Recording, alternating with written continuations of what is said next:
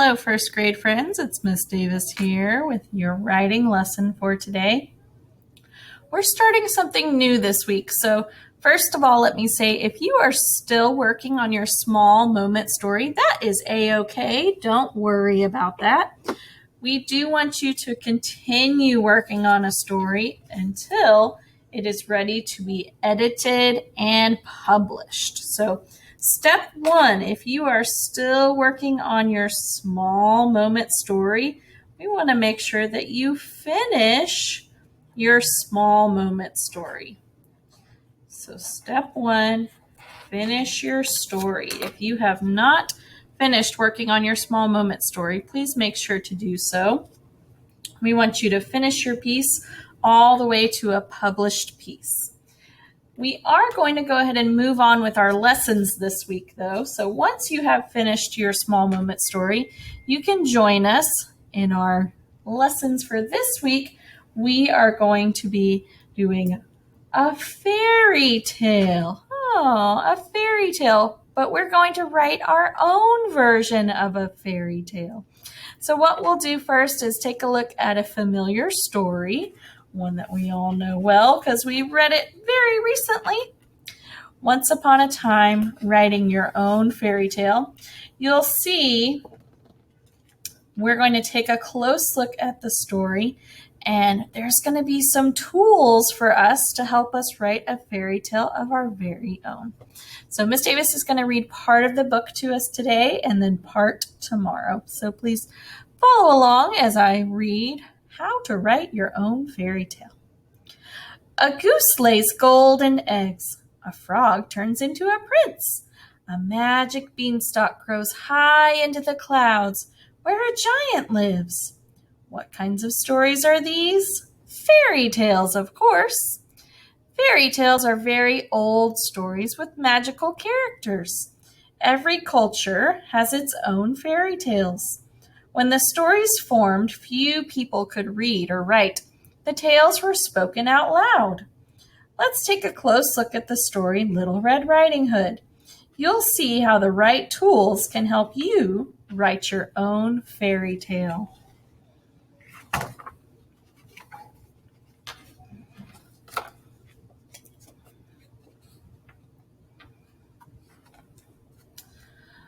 Once upon a time, in a woods far away, lived a little girl. She owned a red cloak with a hood. She wore it all the time. Everyone called her Little Red Riding Hood. It's a familiar face, right? So tool one, as you can see, something important that we include in a fairy tale is the setting. The setting is the time and place of a story. In fairy tales, the setting is made up. The stories happen in the distant past. The place might be an imaginary forest, a village, or a castle. No real time or place is described.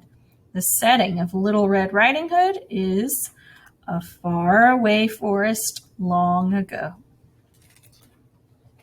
Good fairy tales have an imaginary setting.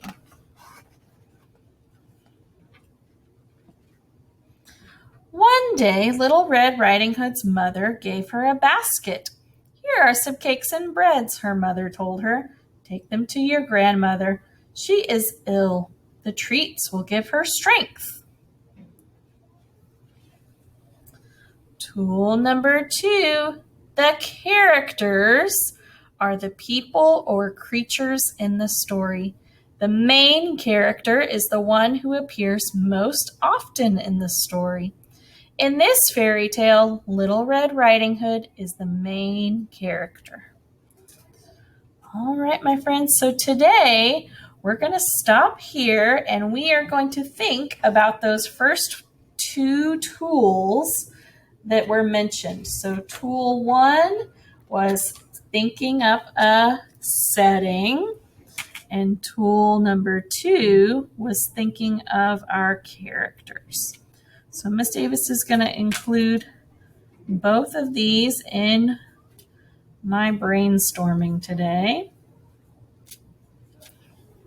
Setting and characters. Hey, this kind of reminds me of our story maps. We work on making sure we understand the setting and the characters. I just flipped it around on us, didn't they?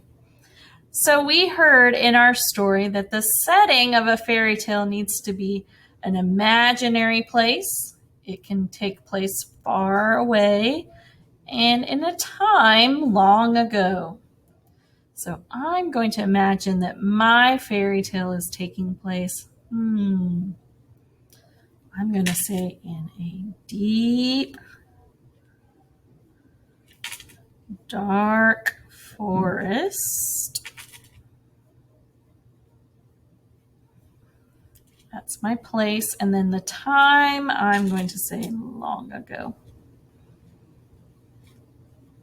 Like a good fairy tale happening long ago in a deep, dark forest. Then my characters. I need to choose who are going to be the characters in my story. Well, of course, Miss Davis wants to have a brave young girl.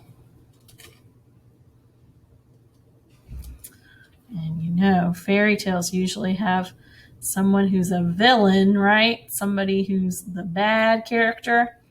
So I'm going to say, maybe there's a big, bad dragon.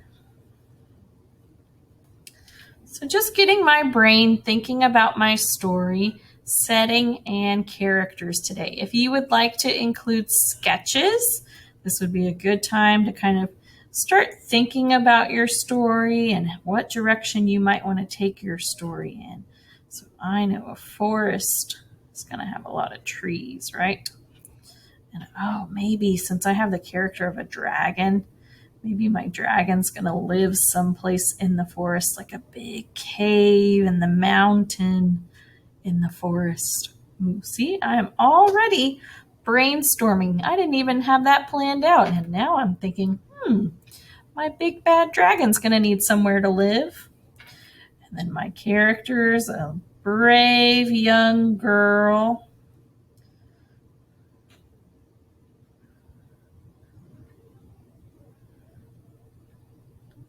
Going to have to think about what makes her so brave. And a big bad mean-eyed dragon.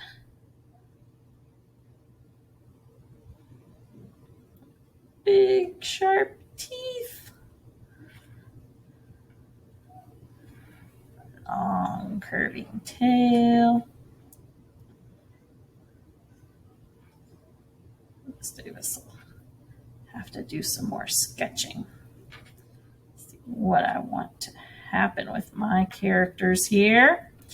And we will talk more about our characters, setting, and our plot tomorrow. So for today, writers, if you are ready to start planning out after you have finished your small moment story, then you're ready for step 2 to begin brainstorming your own fairy tale. Your job today is to think about your setting and characters. Tools 1 and 2 for us as writers. All right, my friends, I can't wait to see what you come up with, and we will continue working on our fairy tale tomorrow. Bye.